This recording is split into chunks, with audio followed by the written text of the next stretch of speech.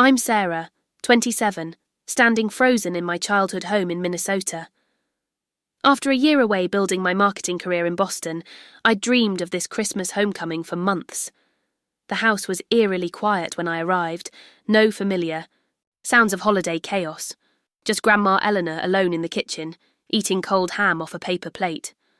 A handwritten note sat on the counter, my mother's cursive instantly recognisable. As I read those words, my stomach dropped, and the perfect Christmas I'd imagined shattered completely. If you're watching this from your own family gathering, let me know in the comments and hit subscribe, because the holiday story I'm about to share changed how I view family forever. The journey to that devastating moment began 3 weeks earlier. I was sitting in my small Boston apartment, surrounded by client presentations and half-eaten takeout, when I finally booked my flight home. My life had become a blur of deadlines and networking events. I'd built a respectable position at Crawford Marketing, but success came with a price. Cancelled plans, missed calls from home, and a studio apartment that never quite felt like mine. When I closed my eyes, I could still smell my mother's cinnamon rolls on Christmas morning. I pictured my father, Robert, meticulously hanging lights on the massive pine tree that always scraped our living room ceiling. My younger brother Jake would be there with his wife Emma, expecting their first child, my future niece or nephew due in spring. The image of becoming an aunt sent warmth through me despite the Boston winter chill. "You're coming home this year, right?" Mum had asked during our monthly call in November, her voice carrying that slight edge it always had when discussing my choices. She never fully understood why I'd moved so far away, choosing career over proximity to family. "Everyone will be here. It wouldn't be Christmas without you." What she really meant was it wouldn't be the Christmas she envisioned without me. Since childhood, our holiday gatherings had been elaborate affairs, with Mum orchestrating every detail. Matching family pyjamas, specific ornaments in specific places, traditions that couldn't be broken. Dad went along with her vision, his easygoing nature balancing her perfectionism. Grandma Eleanor was different. When Mum and I clashed over my decision to move east instead of taking a local job, Grandma was the bridge between us. "Your mother shows love through gathering," she explained during one late-night phone call after a particularly heated argument with Mum. "You show love through achievement. Neither is wrong, just different languages." As my departure date approached, our family group chat buzzed with preparations. Mum listing menu items and gift instructions, Dad sending weather updates, Jake sharing ultrasound photos. But 3 days before Christmas, the messages shifted. "Not sure about dinner timing yet," Mum wrote, uncharacteristically vague for someone who typically scheduled Christmas down to 15-minute increments. "Everything okay?" I texted. "Fine, just busy. Call when you land." The responses grew shorter, the updates less specific. I brushed it off as holiday stress and focused on finishing projects before my flight. On Christmas Eve morning, I rushed through security at Logan Airport, dragging a suitcase filled with carefully selected gifts. My flight was delayed twice due to snowstorms over the Midwest. By the time we finally boarded, I'd missed my connection in Chicago. "We can get you on a flight arriving at 9:45, the harried gate agent told me. I calculated quickly. I'd arrive home around 10:30, missing the traditional Christmas Eve dinner, but still in time for midnight hot chocolate and Mum's reading of The Night Before Christmas. During my Chicago layover, I bought last-minute gifts at overpriced airport shops, local artisan chocolates for Mom, a handcrafted bottle opener for Dad, a soft baby blanket for Jake and Emma. Family members weren't answering texts, but I assumed they were busy with preparations. When my flight finally landed in Minneapolis, wet snow was falling heavily. The rental car crawled through slippery roads toward my childhood suburb. Holiday lights transformed familiar streets into magical pathways, each decorated house stirring, memories of childhood Christmases. As I turned onto our street, I imagined the scene waiting inside. The tree glowing, Christmas music playing, Mum rushing to the door while Dad poured me a glass of eggnog. Jake and Emma would be curled up on the couch, while Grandma Eleanor supervised from her favourite armchair. Instead, I found myself staring at a mostly dark house. Only the kitchen light and a small lamp in the living room window broke the darkness. No exterior lights. No illuminated tree visible through the front window. The driveway was empty except for Grandma's old Buick. The perfect homecoming I'd constructed during my long journey collapsed as I pulled into the driveway. Something was very, very wrong. I fumbled with my key in the front door lock, feeling strangely like an intruder in my own family home. The house was uncomfortably quiet. No Christmas music, no laughter, none of the cheerful chaos that usually defined our holidays. "Hello?" I called, my voice echoing through the entryway. "I'm home." Only silence answered. I set down my suitcase and walked further inside, taking in the strange, incomplete holiday scene. The Christmas tree stood in its usual corner, but only the bottom third had ornaments. Boxes of decorations sat open on the floor nearby, as if someone had abandoned the task midway.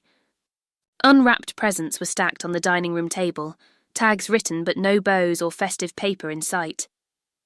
The stockings hung unevenly on the mantel. Mine was missing. A half-assembled gingerbread house sat on the coffee table, icing hardened, in its piping bag. "Grandma," I called, noticing light spilling from the kitchen. "Is anyone home?" I followed the light to find my grandmother sitting at the kitchen island, wearing her Christmas sweater with reindeer antlers that lit up when pressed. Before her sat a paper plate with slices of ham and cold mashed potatoes. She looked up at me with a sad smile that didn't reach her eyes. "Sarah, sweetheart, you made it." She stood to embrace me, her familiar lavender perfume momentarily comforting. "Where is everyone?" I asked, pulling back to study her face. "What's going on?"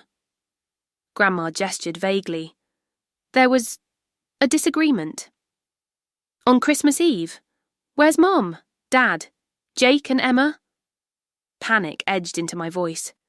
That's when I noticed the note on the counter, written in my mother's unmistakable, flowing handwriting. "We couldn't wait anymore.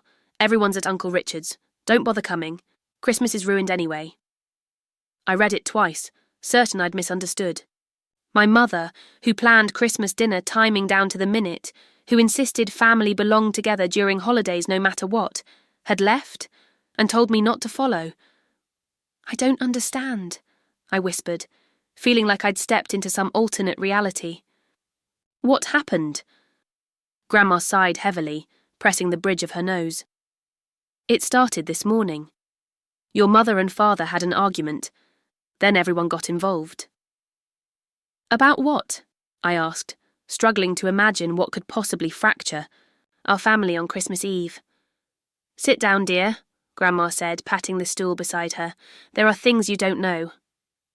My phone vibrated in my pocket. Looking down, I saw notifications I'd missed while driving. 3 missed calls from Dad, 2 from Jake, text messages from my mother, aunt and uncle. Each preview showed fragments of explanations, accusations and apologies. From Mum. "Your father thinks he knows better than..." From Dad. "Your mother won't listen to reason. I tried to..." From Jake. "Sis, I'm sorry you're coming into this mess." From Uncle Richard. "Family supporting your father at my house if..." From Aunt Patricia. "Your mother needs support right now. Don't believe..." With trembling hands, I opened the messages, piecing together fragments of a family crisis that had apparently been brewing while I was 30,000 feet above the Midwest. "They were arguing about whether to tell you," Grandma said quietly. "Tell me what?" My voice sounded strange even, to my own ears. "Jake and Emma lost the baby 2 weeks ago, miscarriage at 14 weeks. The words hit like physical blows. My future niece or nephew. Jake and Emma's heartbreak. And nobody had told me. "Why wouldn't they tell me?" I whispered, grief and betrayal mingling. "Your mother thought it would ruin your Christmas to know before you got home. Your father believed you had a right to know immediately. That was the start. Then old grievances came up." As Grandma explained, I scrolled through messages that revealed the extent of today's implosion. What began as disagreement about informing me had escalated into a full family division. Uncle Richard sided with my father. Aunt Patricia supported my mother. Cousins chose sides. Jake and Emma, grieving their loss, were caught in the middle. By afternoon, my mother had declared Christmas ruined and relocated the celebration to Uncle Richard's house. My father had checked into a hotel, refusing to pretend everything was fine. And I had been flying home completely unaware, excited for a perfect family Christmas that had shattered hours before my arrival. Only Grandma had stayed behind, insisting someone should be here when I arrived. I felt numb with shock, betrayal, and the dawning realization that the happy family I thought I was returning to had been partly illusion all along. When exactly did Jake and Emma lose the baby? I asked Grandma, struggling to process everything. December 10th, she answered, her weathered hands wrapping around a mug of tea she'd barely touched. Emma started bleeding that morning. By evening, they knew. I calculated backward. 2 weeks ago. I'd spoken to my mother 3 times since then, had video chatted with my father, exchanged multiple texts with Jake. No one had said a word. Why would they keep this from me? The question came out more wounded than I intended. Grandma's eyes softened. Your mother thought she was protecting you. You were finishing big projects before the holidays. She didn't want you distracted with grief when nothing could be done. And Dad. Robert believed you deserved to know immediately, that keeping it from you was disrespectful. He and your mother have been tense about it for days. I recalled the strained tone of recent family calls, the vague responses to my questions about Jake and Emma, signs I'd missed while focused on work and travel plans. This morning, Grandma continued, your father told your mother he was calling to tell you, regardless of her wishes. She grabbed his phone. They argued. Your mother said if he told you, he would be ruining Christmas for everyone. That's ridiculous, I said, anger beginning to displace shock. It escalated quickly. Your father mentioned how your mother always controls information in the family. She accused him of never respecting her wishes. Before long, they were bringing up issues from years ago. Grandma walked to the refrigerator, returning with a family photo from last Christmas, everyone smiling, arms around each other. When your Uncle Richard arrived to drop off gifts, he overheard and got involved. He and your father have always been close, and Richard took his side immediately. Let me guess, I said, recognizing the familiar pattern. Aunt Patricia showed up, and sided with Mum. Grandma nodded. Patricia called your mother the backbone of this family, and said your father was being selfish. By noon, the house was divided into 2 arguing groups. As Grandma spoke, I scrolled through old text messages, seeing hints of problems I'd missed. Cryptic comments about family decisions, references to conversations I hadn't been part of. For how long had I been kept on the periphery of important family matters? Jake was devastated by everyone fighting on top of his grief, Grandma said. Emma started crying and said she couldn't handle the stress. Your mother decided that was the last straw and announced she was moving Christmas to Richard's house. But Uncle Richard was on Dad's side, I pointed out, confused. No, child. Richard's wife Diane sided with your mother. Richard went with your father to the hotel. The family split along new lines, those who thought Christmas should continue, as planned at Richard's, and those who thought it should be postponed. I felt dizzy trying to map the shifting alliances. And Jake and Emma? They went with your mother to Richard's. Jake didn't want to, but Emma was too upset to drive home, and their house is an hour away. I stood and paced the kitchen, anger building. I can't believe no one told me about the baby. I'm Jake's sister. I had a right to know. It's not the first time information has been filtered before reaching you, Grandma said carefully. What do you mean? She sighed deeply. Since you moved away, there's been a pattern. Your father's heart scare last February. I froze. What heart scare? He had chest pains.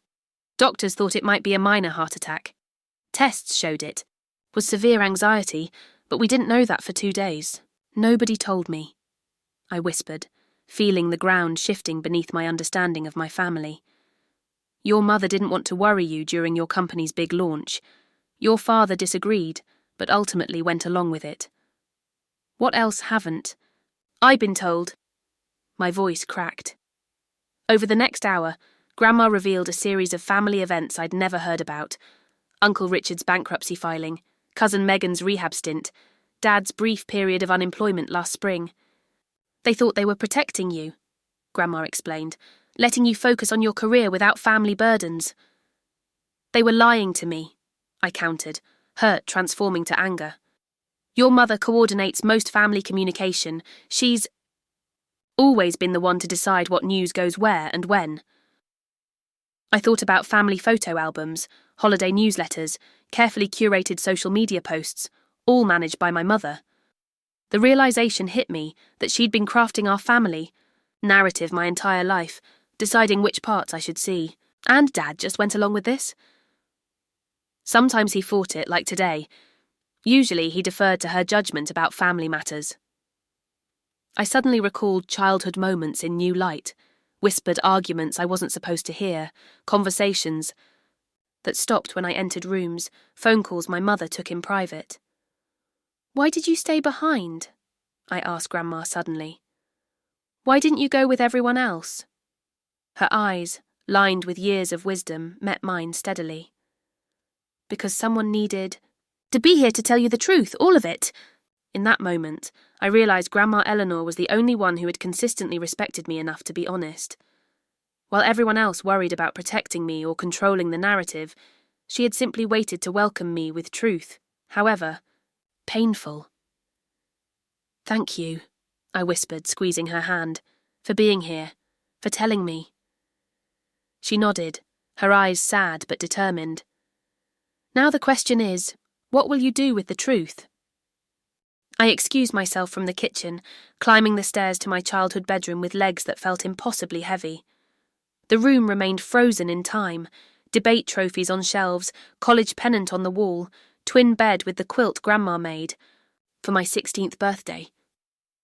I collapsed onto the bed, emotions finally breaking through the numbness.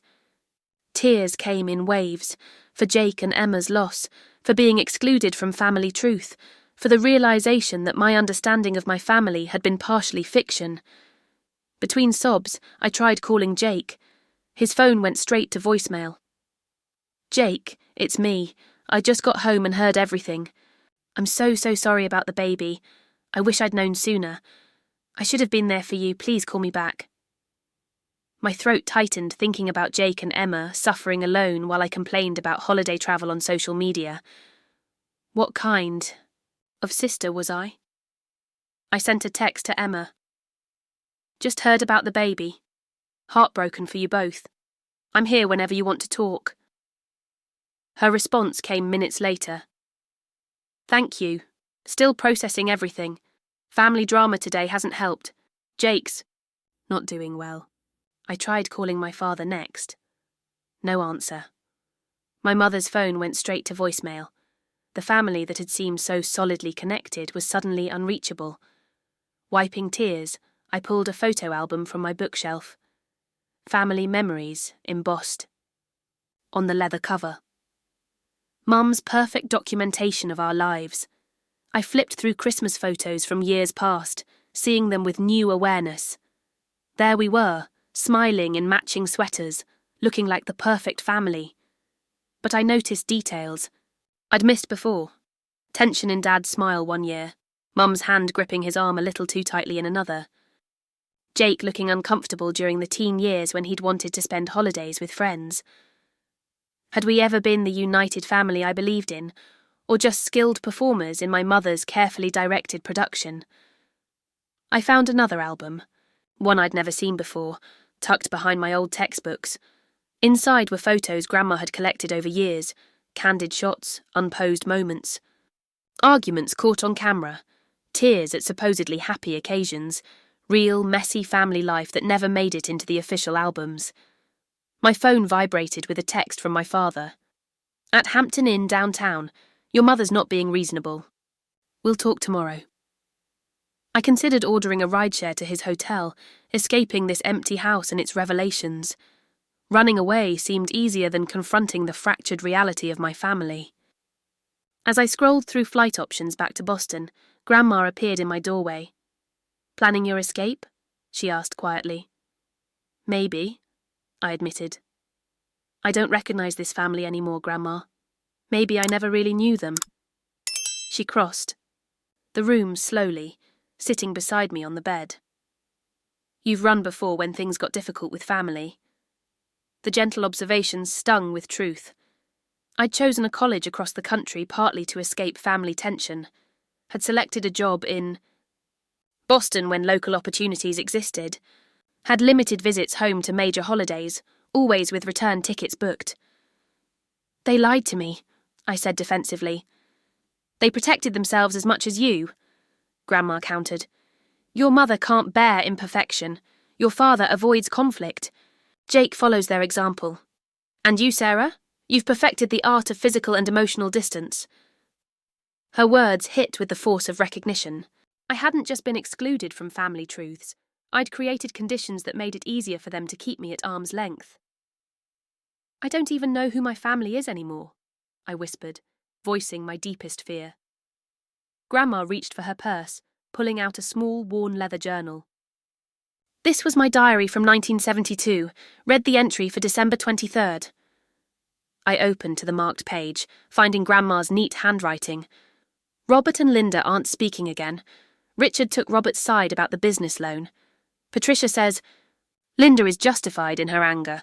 Christmas might be divided this year. I'm exhausted trying to keep peace between my children. History repeats. I looked up, confused. Robert and Linda, Dad and Mom, but this is from before they even met. Grandma shook her head. Robert was my husband, Linda my sister-in-law, Richard and Patricia my children, your father and aunt. Understanding dawned.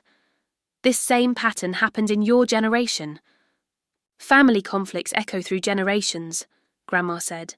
Your father watched his parents navigate similar divisions. Your mother's family had their own patterns. We pass down more than eye colour and height, Sarah. We inherit ways of handling conflict, sharing information, expressing love. I stared at the journal, then at the scattered photos showing decades of family dynamics. The truth settled over me. We weren't uniquely dysfunctional. We were predictably historically human. The question isn't whether your family is broken, Grandma said, taking my hand. All families break and heal and break again. The question is whether you'll be part of the breaking or the healing. Her words penetrated my hurt and anger, offering a choice. I could retreat to Boston, maintaining the distance that had become my protection. Or I could step into the messy reality of family love, with all its imperfections. What would healing even look like at this point? I asked, genuinely uncertain. Grandma smiled. That's what we need to figure out. By midnight, the house remained empty except for Grandma and me. I'd moved from shock and hurt to something more productive, determination. If my family couldn't create Christmas, perhaps I needed to create it for them. They'll never all come back here tonight, I told Grandma, pacing the kitchen. But tomorrow morning is Christmas Day. That's our chance. Grandma nodded, already rolling up her sleeves. What's your plan? First, we need to reach everyone, I said, pulling out my phone. Not with accusations or demands, but invitation. I called Uncle Richard's house first, where most of the family had gathered. Aunt Diane answered, sounding exhausted. It's Sarah, I said. I'm home now, with Grandma.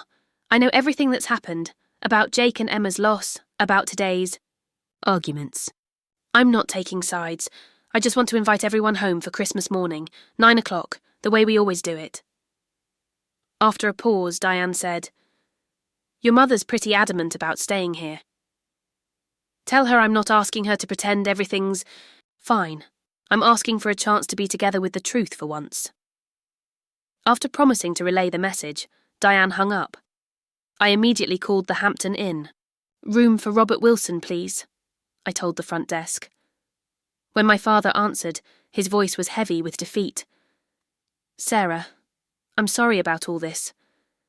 Dad, I know about Jake and Emma's baby. I know you wanted to tell me. I know about the fighting.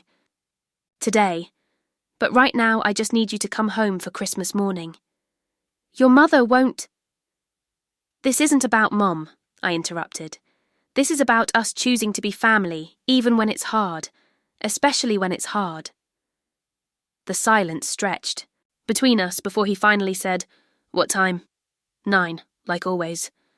Next, I called Jake directly. When he didn't answer, I left a voicemail. "Jake, it's Sarah. I know about the baby and I'm heartbroken for you and Emma. I wish I could have been there these past 2 weeks, but I'm here now and I need my brother.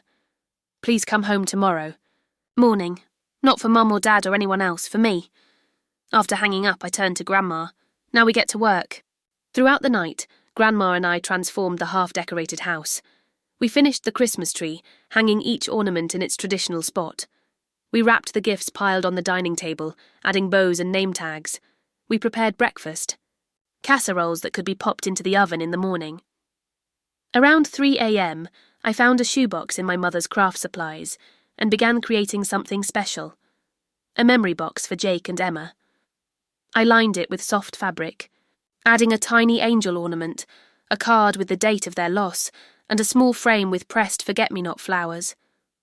"Your mother won't like that you're acknowledging the loss so directly," Grandma cautioned, watching me work. "She believes in focusing on positive things only." "Maybe that's part of the problem," I replied. "We can't heal what we won't acknowledge." By dawn, we'd completed the physical preparations. The house looked like Christmas should, tree-lit. Presents arranged, stockings hung. I'd found mine tucked in a drawer. But the emotional preparation felt incomplete. "What if they don't come?" I asked Grandma as we collapsed onto the sofa, exhausted. "Some might not," she acknowledged. "Family healing isn't accomplished in one day, but you've opened the door." At 8:30, headlights swept across the living room as a car pulled into the driveway. My father entered alone, looking rumpled and uncertain. He embraced me wordlessly, holding on longer than usual. "Merry Christmas, Dad," I whispered. "I should have told you about Jake's baby," he said immediately. "I'm sorry." "We'll talk about that later," I promised. "Right now, I'm just glad you're here." 10 minutes later, Jake and Emma arrived. Emma's eyes were red-rimmed, Jake's expression guarded. I hugged them both, whispering apologies and love. When I handed them the memory box, Emma broke down in tears, clutching it to her chest. "Thank you for seeing our loss," she said, "for making it real." Uncle Richard and Aunt Diane came next, bringing dishes from their interrupted Christmas Eve celebration. By 8:55, almost everyone had arrived, except my mother and Aunt Patricia. "Mum's not coming," Jake said quietly. "She said she can't pretend everything's fine." I took a deep breath, steadying my resolve. "Then I'll go get her." I found my mother sitting in Aunt Patricia's kitchen, still wearing yesterday's Christmas sweater, staring into a cup of cold coffee. "Sarah," she said without looking up, "you shouldn't have come." "It's Christmas morning, Mum. Everyone's at home waiting." She shook her head. "I can't do it this year. Everything's ruined." I pulled out a chair across from her. "Nothing's ruined unless we decide it is. Jake and Emma are grieving, but they're there. Dad's there. Even Uncle Richard came." "To what?" "Sit around pretending we're not angry with each other." "No," I said firmly. "To sit together with the truth for once. All of it. The grief, the anger, the miscommunication. No more perfect family illusion." Her eyes finally met mine, wounded and defensive. "Is that what you think I've created? An illusion? I think you've tried to protect us all from pain by controlling what we see and know. But, Mum, it hasn't worked. The pain happens anyway, just in isolation." Aunt Patricia intervened. "Linda, maybe Sarah has a point." After what felt like an eternity, my mother stood. 1 hour. That's all I can promise. When we arrived home, everyone was gathered awkwardly in the living room, maintaining invisible boundaries between factions. My mother entered hesitantly, her usual confident stride absent. "I'd like everyone to sit down," I announced, surprising myself with my steadiness. "We're doing Christmas differently this year." Once everyone settled, I continued. "For years, we've had this picture of ourselves as the perfect family. But underneath, we've been keeping secrets, avoiding hard conversations and pretending. Problems don't exist. I think that stops today. I turned to Jake and Emma. First, I want to acknowledge your loss. I should have been told immediately, and I'm sorry I wasn't there for you these past 2 weeks. Jake nodded, his hand gripping Emma's. It's been really hard, he admitted, especially feeling like we couldn't talk about it openly. My mother started to object, but I gently continued. Mum, I know you thought you were protecting everyone, but we need to hear from you about why controlling information feels necessary. Her initial defensiveness surfaced. I don't control information. I protect this family from unnecessary pain. Like Dad's heart scare in February, I asked quietly. Her eyes widened. Who told you about that? Does it matter? The point is, I should have known, he's my father. Dad leaned forward. Linda, Sarah's right.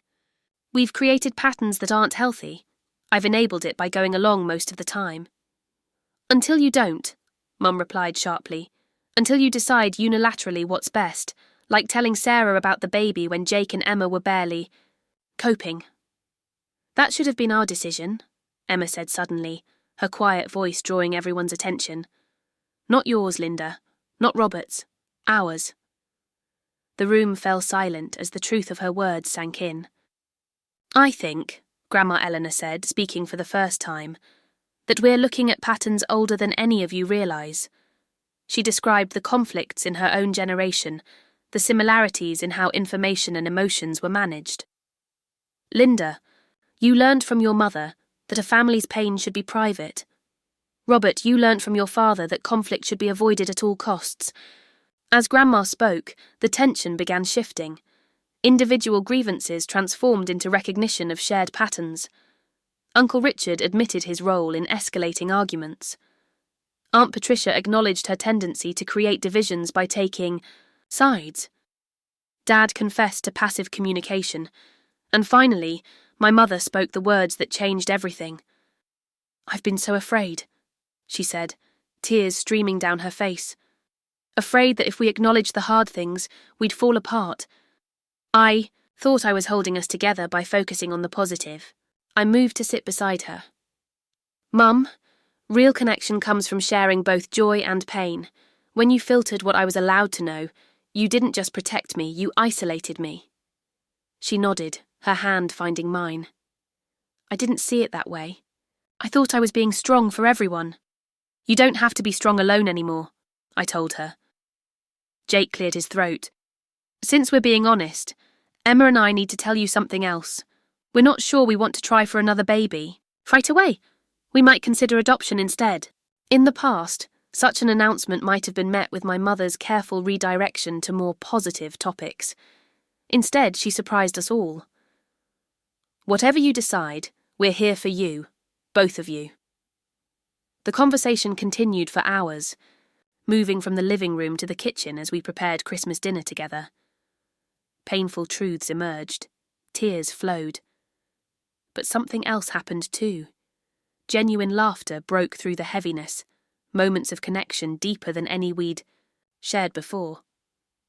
Before dinner, I found myself alone with my mother in the pantry, searching for cranberry sauce.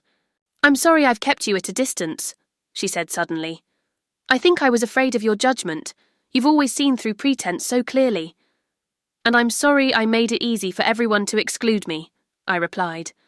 Moving far away, limiting my visits, always being too busy to fully engage. We embraced, both understanding that our reconciliation was just beginning. The work of creating new family patterns would take more than one Christmas day. But it had begun, and that was enough. For now. Christmas dinner that year was unlike any before it. We abandoned the formal dining room for a casual gathering around the kitchen island and living room. Everyone contributed to the meal preparation, even my father, who had never cooked more than breakfast in his life, learned to make gravy under Grandma's patient instruction. Traditional roles shifted. My mother surrendered control of the seating arrangement. Uncle Richard and Aunt Patricia worked side by side, setting the table. Their earlier disagreement replaced by gentle teasing. Jake and Emma sat with their memory box on the mantel nearby, no longer hiding their grief, but allowing it to exist alongside moments of joy. As we ate, new traditions emerged spontaneously. Instead of my mother's usual Christmas toast focusing on accomplishments and good fortune, we each shared something we were grateful for and something we were struggling with. The honesty was refreshing, creating space for both celebration and support. "I'm grateful for Grandma staying behind last night," I said when my turn came, "and I'm struggling with knowing how to be present for this family when I live so far away." That simple statement opened a conversation about distance and connection that we'd needed for years. We discussed regular video calls that wouldn't just share good news, but real life. My father suggested a family text thread, separate from my mother's management. Jake proposed quarterly sibling weekends. As the evening wound down, we gathered in the living room where Grandma Eleanor shared wisdom that put our Christmas crisis in perspective. "Families aren't meant to be perfect," she told us, looking around the circle. "They're meant to be resilient. When you pretend there are no cracks, you become fragile. When you acknowledge the breaks and repair them together, you grow stronger." In the months that followed, we put our Christmas resolutions into practice. My parents began seeing a family therapist, learning new communication patterns after 30 years of marriage. My mother still struggled with the urge to present a perfect family image, but she was trying, sending group texts about challenges alongside victories. I made changes too. Instead of quarterly visits, I came home monthly. When a job opportunity opened in Minneapolis that spring, I surprised myself by applying.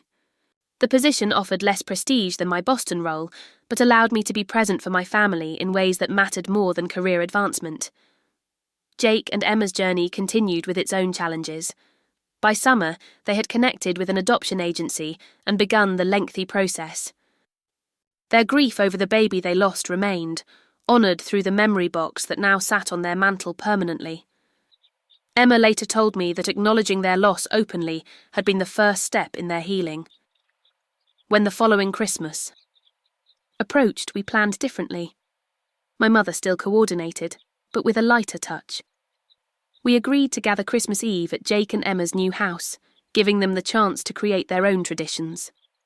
Christmas Day would be at my parents', with the understanding that difficult conversations were welcome alongside celebration. I arrived early on Christmas Eve, helping Jake hang lights while Emma prepared dinner. My parents came next, bringing Grandma Eleanor, who at 84 still observed everything with keen awareness. "Look at us," she said as we gathered around Jake and Emma's table. "Perfectly imperfect."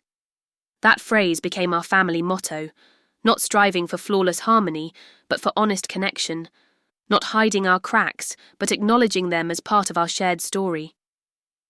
The greatest lesson I learned from that empty house and Grandma's leftover dinner was that real love isn't found in carefully curated family images. It lives in the willingness to stay present through grief and joy, through conflict and reconciliation, through all the messy reality of human connection. The note my mother left that night, "Christmas is ruined," proved entirely wrong. That Christmas, with all its pain and revelation, saved us from the hollowness of pretended perfection. It taught us that families don't need to be flawless to be whole. As we gather for our third Christmas since that transformative night, I look around at my beautifully flawed family and feel profound gratitude. We still disagree. We still struggle with old patterns, but we do it together, no longer separated by secrets or distance. If you're watching this and recognizing your own family patterns, remember that healing begins with honesty. Have you experienced a holiday revelation that changed your family? Share your story in the comments below. And if this resonated with you, please subscribe and hit the like button. Your support helps me continue sharing these deeply personal stories that remind us we're not alone in our family journeys. Thank you for being part of my extended family this holiday season. May your celebrations be authentic, connected, and perfectly imperfect.